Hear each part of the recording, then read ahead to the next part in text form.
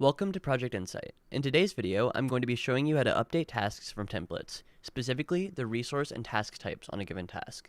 To begin from Project Template, click on the template that you'd like to alter. Now we'll choose a task to alter, let's say in for client review. We'll go to the top right and click Edit Task. Let's say the resource on this task is engineering. Once selecting our resource type, we'll go to Advanced. And then let's select a task type, so we'll say first type of task. Once you're finished editing your task, scroll to the bottom and hit Save. This will bring you back to the task detail page. You'll scroll to the bottom and click Update Tasks from Template.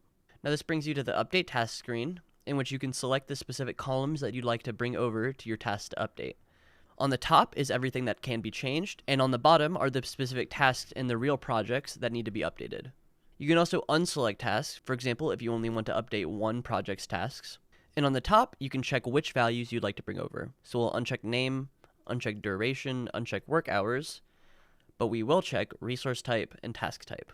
Once you've verified that everything is correct, click Update Tasks, and then click Done. And that's how you can update a task's resource and task type from a task in a project template. For more information on project templates, you can refer to our existing videos and documentation on the subject.